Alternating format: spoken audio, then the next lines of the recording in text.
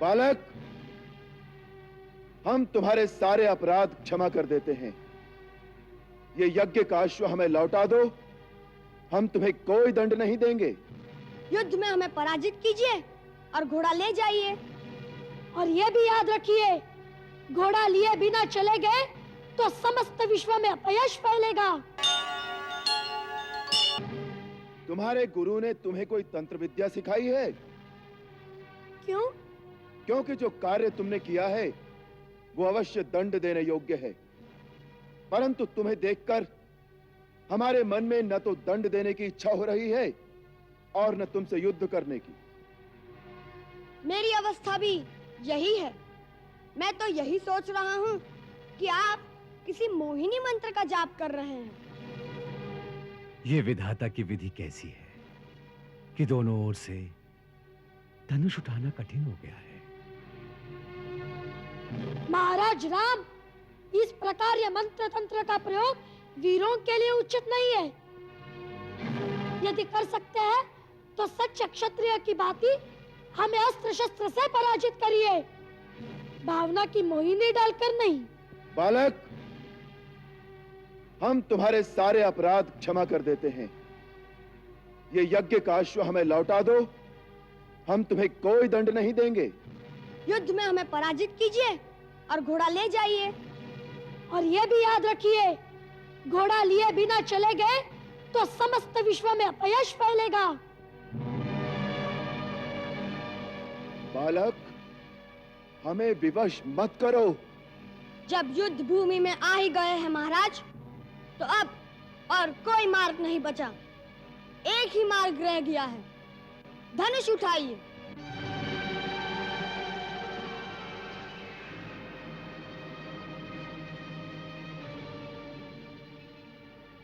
महाराज राम, क्षत्रिय केवल बातें नहीं करते, युद्ध करिए, युद्ध। उठाइए धनुष। महाराज राम, यदि आप क्षत्रिय हैं तो आपको अपनी पूर्वजों की आन है कि युद्ध भूमि में सारी मोह ममता त्याग कर एक वीर क्षत्रिय की भांति व्यवहार कीजिए और अपना धनुष उठाइए। बालक, हमें ऐसी शपथ मत दो कि हम विवश हो जाएं। हे राम, ये आप क्या कर रहे हैं?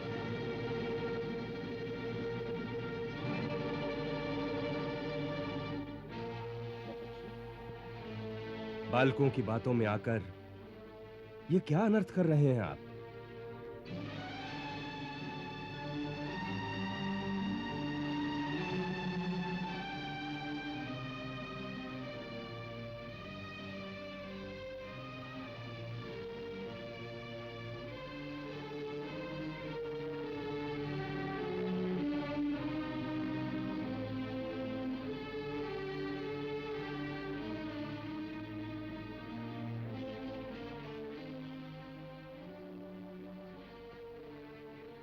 कल्याणमस्तु।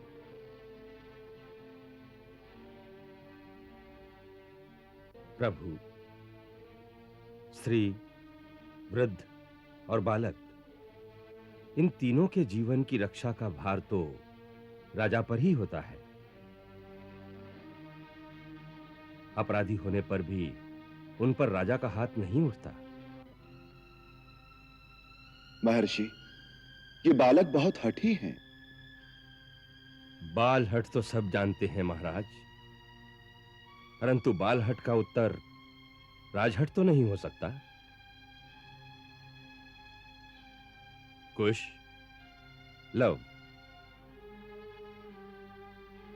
ये हमारे राजा हैं, हम इनके राज्य में रहते हैं। राजा के सामने अस्त्र उठाना राजधर्म के अनुसार पाप है। आपने राजा की अवज्ञा की है। आपने राजा का घोड़ा क्यों पकड़ा? दो कारणों से गुरुदेव। पहला कारण तो यह चुनौती है जो इस घोड़े के मस्तक पर स्वर्ण अक्षरों में लिखी हुई है। सुनिए क्या लिखा है। राजराजेश्वर छत्रपति महाराज श्री रामचंद्र के अश्वमेध यज्ञ का यह अश्व दिग दिगांतर में स्वतंत्र भ्रमण के लिए छोड़ा गया है। इसके आगे नतमस्तक होने वालों को महाराज राम की शरण प्राप्त होगी और जो इसे पकड़ने का दुस्साहस करेगा उसे श्री राम की सेना से युद्ध की चुनौती स्वीकार करनी होगी। गुरुदेव, आप ही ने सिखाया था कि सच्चा क्षत्रिय वही है जो युद्ध की ललकार सुनकर भाग न जाए, इसलिए हमने यह चुनौती स्वीकार कर ली।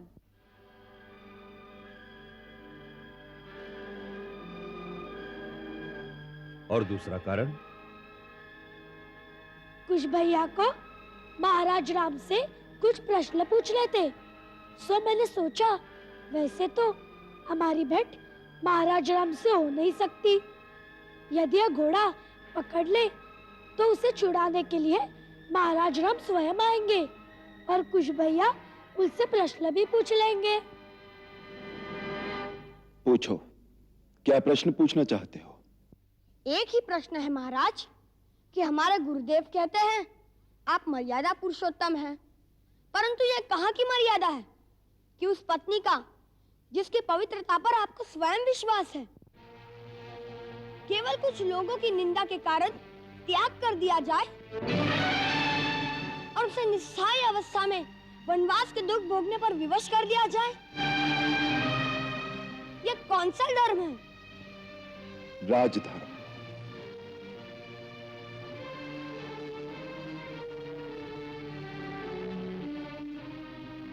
एक साधारण मानव के धर्म और एक राजा के धर्म में इतना ही अंतर है।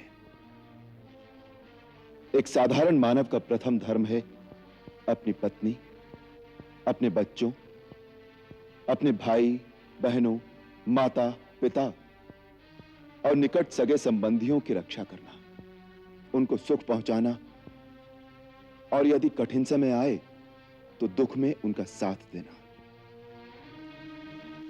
परंतु वही मानव जब राजमुकुट पहनकर राजा बन जाए तो उसका प्रथम धर्म अपने निजी सुख या दुख और अपने निकट सगे संबंधियों के सुख दुख में उनका साथ देना नहीं रहता, वरन राजा का धर्म केवल प्रजा रंजन होता है।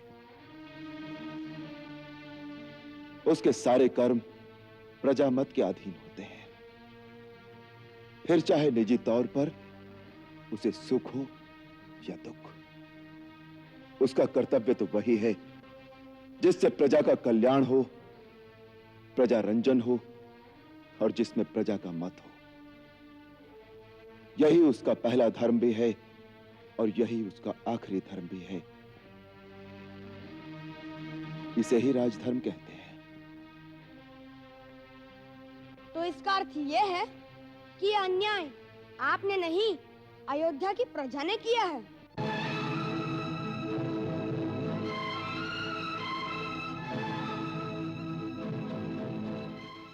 जो अयोध्या की प्रजा ने किया है उसका उत्तर अयोध्या की प्रजा से मांगना चाहिए। लवकुश, इस समय तुम दोनों ने इनका घोड़ा पकड़कर और इनके सामने अस्त्र उठाकर जो अवज्ञा की है उसके लिए तुम्हें इनसे क्षमा मांगनी चाहिए। महाराज राम के विरुद्ध तुम्हारा अस्त्र उठाना ऐसे ही धर्म विरुद्ध है जैसे तुमने अपने पिता के ही सामने अस्त्र उठाए हो, क्योंकि राजा प्रजा के लिए पिता समान ही होता है। शास्त्र कहता है कि पिता ही सर्वभूतानां राजा भवति धर्मतः। इसलिए तुम्हें इनको पिता समान आदर देकर क्षमा मांगकर यज्ञ का घोड़ा लौटा देना चाहिए। जो आज्ञा गुरुदेव।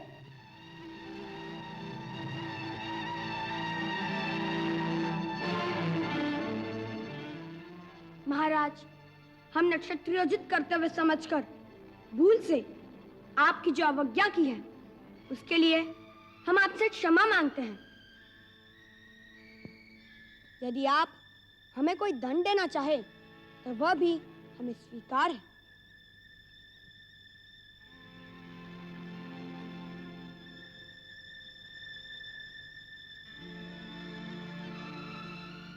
तुम दंड के अधिकारी नहीं हो बालक। तुम्हारे जैसे वीर, गुणी और ज्ञानी बालक जिस राजा के राज्य में हो, उसे उन पर गर्व करना चाहिए और पुरस्कार देना चाहिए।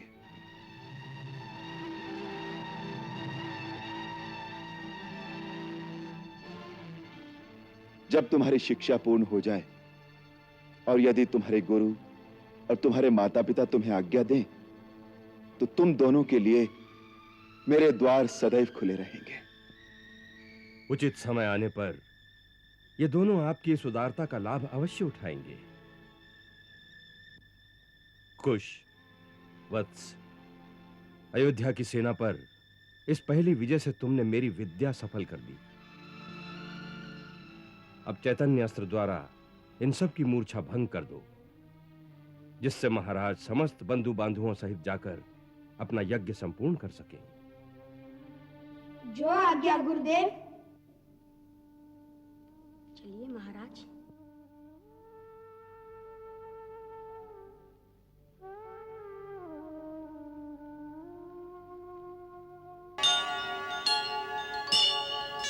जब श्री राम को वनवास हुआ, गुरुदेव को पता था। सीता को वनवास होगा, वो भी गुरुदेव को पता था। स्वयं स्वर्गवासी महाराज दशरथ भी इन घटनाओं को जानते थे। क्या पिताश्री जानते थे? कि क्या कह रहे हैं आप? आपको इसका ज्ञान कैसे? क्योंकि जब महाराज दशरथ को यह बताया गया था, तो उस समय मैं भी वहां उपस्थित था। कहां पर? गुरुदेव महर्षि वशिष्ठ के आश्रम में। यह समय ज्ञान और दर्शन का नहीं, संवेदना का है। परंतु कोरी संवेदना से क्या होगा, जब तक उसके साथ मार्गदर्शन न हो। दिशाहीन संवेदना से कर्मपद तो नहीं बनते। कर्म पथ कौन बनाता है आर्य सुमंत? ये सब तर्क की बातें हैं। पथ तो होनी के हाथ में है। जैसे सहसा एक भूकंप आ जाने से सारे मार्ग और पथ धरती में समा जाते हैं, उस समय दर्शन और ज्ञान का क्या लाभ? तभी तो लाभ है जब भूचाल में सारे रास्ते और मार्ग मिट जाते हैं, तो फिर से नए मार्ग और पथ बनाने होते हैं। जो उस भूचाल से बच जाते हैं, उन्हें जीवन की नई आशा का प्रकाश देना होता है। उस समय धर्म और ज्ञान ही नया कर्म पथ बनाता है। नहीं यार सुमंत्र, नहीं। जब होनी का भूचाल आता है तो ज्ञान और धर्म सब रखा रह जाता है। हाँ, यदि मनुष्य होनी को जान ले तो क्या कर लेगा? क्या वो होनी को बदल देगा? लक्ष्मण, होनी को कोई नहीं बदल सकता। सबको होनी के आगे अपना मस्तक झुकाना पड़ता है। ठीक है, मैं भी यही कहता हूं कि होनी के आगे चुपचाप सर झुका देना चाहिए। और सर झुकाकर सारा जीवन वहीं बैठे रहना चाहिए। भूचाल के पश्चात मनुष्य किसी दिशा में, किसी रास्ते पर तो चलेगा। यहीं पर उसे शास्त्र और दर्शन की आवश्यकता पड़ती है, जो उसे यह बताए कि इस अवस्था में उसका धर्म क्या है और उसका रास्ता किधर है। परंतु वह रास्ता सोचने की सुध किसमें होगी? होने की चोट इतनी अकस्मात और कठोर होती है कि मनुष्य का होश स्थिर नहीं रहता। या तो वो जड़वत हो जाता है या पागल। तभी तो गुरु की आवश्यकता है, क्योंकि गुरु न तो बेहोश होता है न पागल होता है। गुरु का ज्ञान हर अवस्था में स्थिर रहता है। यदि गुरु को इतना ही ज्ञान होता है तो होने से पहले उसका उपचार क्यों नहीं कर लेते? भाभी के वन जाने से एक दिन पहले तक यह जीवन सुख और स्मृति से भरा हुआ था। फिर अचानक जैसे एक बिजली गिरी और एक ही रात में सब कुछ हो गया। यदि गुरु को उसका पता होता तो गुरु क्या कर लेते? यही तो मैं पूछ रहा हूं। लक्ष्मण, जिन्हें पता होता है वो होनी के मामले में हस्तक्षेप नहीं करते। आप तो ऐसे कह रहे हैं जैसे किसी को इसका पता था। हाँ, था। पता था? किसे? गुरुदेव को। गुरुदेव को? हाँ, जब श्री राम को वनवास हुआ, गुरुदेव को पता था। सीता को वनवास होगा, वो भी गुरुदेव को पता था। स्वयं स्वर्गवासी महाराज दशरथ भी इन घटनाओं को जानते थे। क्या? पिताश्री जानते थे? कि क्या कह रहे हैं आप? आपको इसका ज्ञान कैसे? क्योंकि जब महाराज दशरथ को यह बताया गया था, तो उस समय मैं भी वहां उपस्थित था। कहां पर? गुरुदेव महर्षि वशिष्ठ के आश्रम में। एक बार महाराज दशरथ गुरु के आश्रम में पधारे थे। उस समय वहां पर परम तेजस्वी महर्षि अत्रि पुत्र महामुनि दुर्वासा वहां ठहरे हुए थे। सायंकाल की गोष्ठ में महाराज ने उनसे पूछा, भगवान, आप तो त्रिकालदर्शी हैं। मुझ पर प्रसन्न होकर यह बताने की कृपा करें कि मेरा वंश कितने समय तक चलेगा। मेरे राम का भविष्य कितना उज्जवल है। मेरे सब पुत्रों की आयु कितनी होगी और मेरे पुत्रों के पुत्र कैसे होंगे। विशेष करके मेरे राम के पुत्रों का भविष्य बताने की कृपा करें।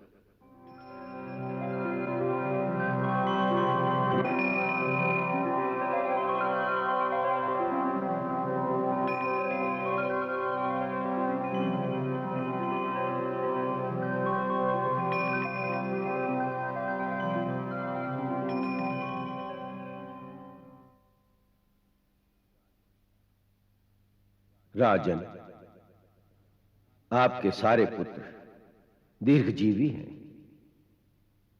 सबके घर उत्तम संतान होगी, जिसमें कई नए नए राजवंश स्थापित होंगे। आपने विशेषतः राम की बात पूछी है, तो सुनिए। राम का भविष्य अधिक सुखमय नहीं है। वो अपनी युवावस्था में ही राजसुख से वंचित होकर पत्नी सहित 14 वर्ष वन में रहेंगे। जब राज्य सुख पाएंगे तो पत्नी सुख से वंचित हो जाएंगे। पति पत्नी दोनों एक दूसरे के विरह में ही अपना अपना जीवन व्यतीत कर देंगे। उनके 2 पुत्र भी होंगे जो बड़े पराक्रमी होंगे। दोनों नए राज्य स्थापित करेंगे। राम उनका अभिषेक अयोध्या से बाहर करेंगे, अयोध्या में नहीं। क्या?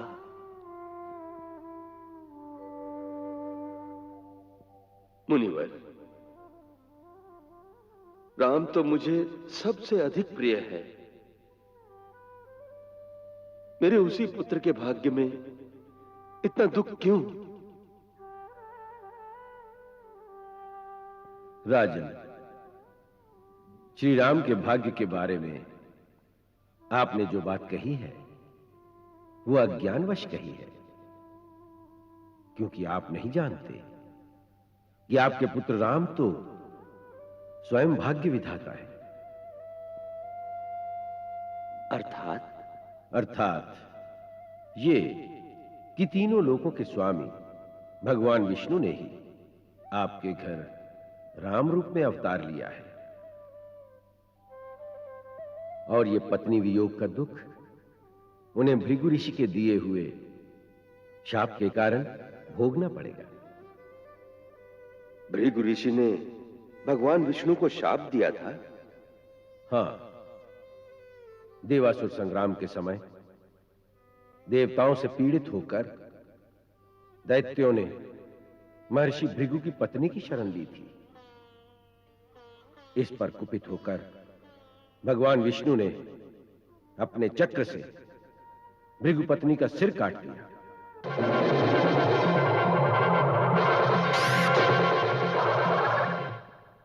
इस पर भार्गव वंश के प्रवर्तक महर्षि भृगु ने भगवान विष्णु को श्राप दिया। जनार्दन, मेरी पत्नी वध के योग्य नहीं थी, परंतु आपने क्रोध के वशीभूत होकर उसका वध किया है। इसलिए आपको भी मृत्यु लोक में जन्म लेना पड़ेगा और वहां बहुत वर्षों तक पत्नी वियोग का दुख सहना पड़ेगा।